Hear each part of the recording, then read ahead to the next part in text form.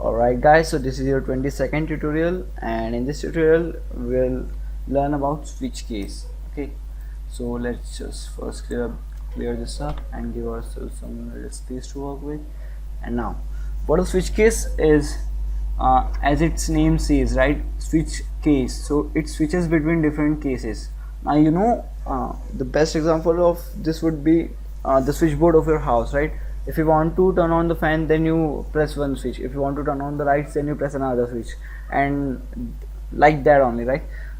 There's a switch for everything. So the switch case does the same. It has a switch for everything. Whatever case is true with that, it executes that switch, right? So if you press the switch of the fan, only fan will get turned on, not light, right? So how to implement the switch case, I'll just show you. First of all, we should take a variable I, and then we should input I from the user, right? So just put a little message so that cout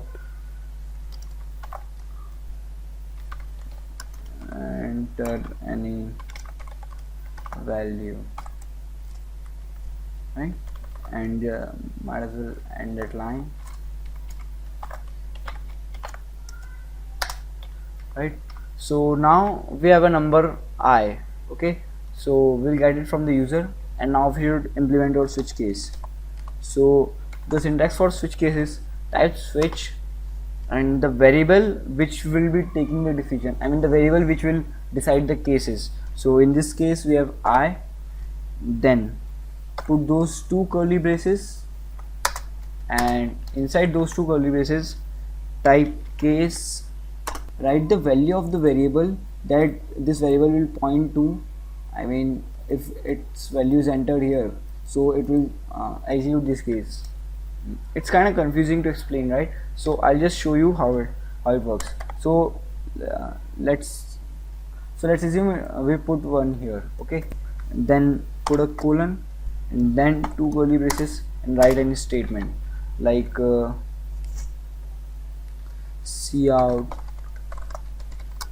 this is okay. I got a beautiful idea, right? We should build a program to do different things, I mean to perform different operations. So we should print out the sum of number is a plus b. It's kind of confusing right now, so just bear with me for this and you just understand what I just did. C caps lock, and then we could put another case like case 2 and put a colon in there, and between those two curly braces, not square brackets, right, curly braces, put whatever we want to execute. Like in this case we may execute subtraction, like the difference of number is a minus b, right? And forgot to put those two marks, I just forgot their name also and might as well end the line, and let's keep it right here. Okay, so now when let's just first declare two numbers, int a comma b, and let's just initialize them by 5 and 3, best two numbers ever. So now we will get a value from user, and whatever value the user enters, it will go inside the switch case and will check the cases one by one. Okay, is this case true? No. Is this case true? Yes. So execute this. So whichever case is true, it will execute that, right? So I think I should put one more case in here. So it will be good to see case 3. In this case it will see out the multiplication is a star b, and end that line, and a couple of typos, but hey, uska nahi. So let's just build it on this.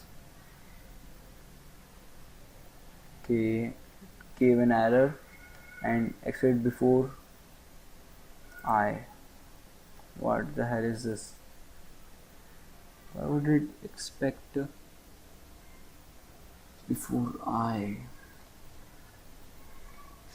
Okay, I think I should just. Okay, the switch case, I always forget it, so pardon me for that. You have to put the variable in those two round brackets. Okay, just remember that. And now when you build on this, hopefully I won't get an error. And okay, I again forward to put those two. What the hell am I doing today? So now when you build on this, enter any value. So if I enter 2, the difference of number is 2. That's correct, we needed that case too. But what the heck is this? The multiplication is 15. Why did it print out the multiplication when we fed it 2? So it executed 2 and 3 both. Now that's the problem with switch case, and I'm gonna tell you the solution of this right now. What happens is, whenever you go inside the switch case, what it does is it checks out the cases one by one. So if we enter the value of I as 2, is this case matches to 2? No, it's 1, right? Does this case match to 2? Yes, it is. So print this out, and then one by one it executes all the statement after that. So if you have had 5 statements after the second case, then all 5 will get executed, right? So how to solve this problem? It's very simple. Just put a break statement at the end of every case. So what it will do is, whenever it matches any case, it will execute it, and after seeing the break statement, it will break out of the switch case. So it would be good, right? So all the cases are not going to be executed, only the case we want will be executed. So just put a break statement here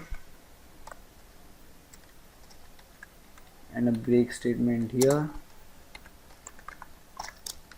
and on the last one too.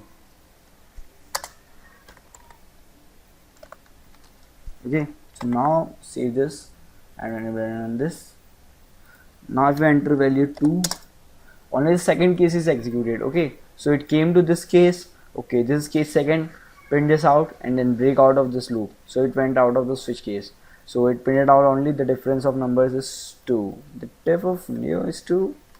That was pretty close. So now the next thing I want to teach you is, what if you the user entered a value 4?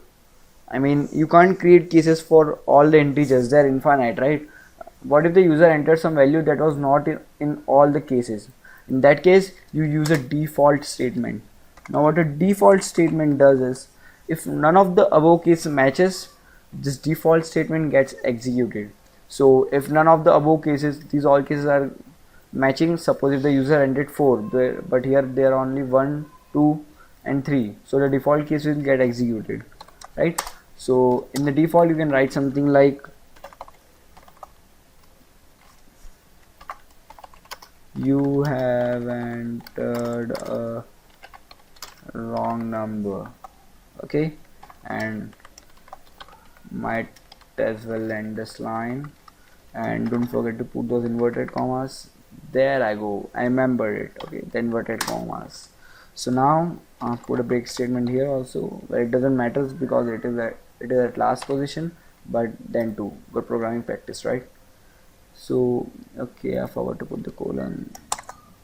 I'm forgetting too much things today.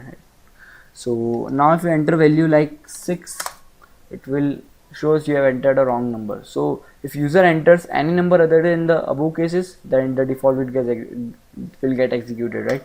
Pretty simple. So this is all about switch case. Just note down its syntax because it's kind of confusing, so I also forget it every time. So you should remember it always. I mean, try to remember it, but you can always look up in the notes and the things. And switch case doesn't come in handy that much. It's handy in very specific programs, right? So I've used switch case very rarely. So that would be it for this tutorial, guys. In the next tutorial I'm gonna teach you something cool. So don't forget to watch my next tutorial, don't forget to subscribe, and thank you guys for watching.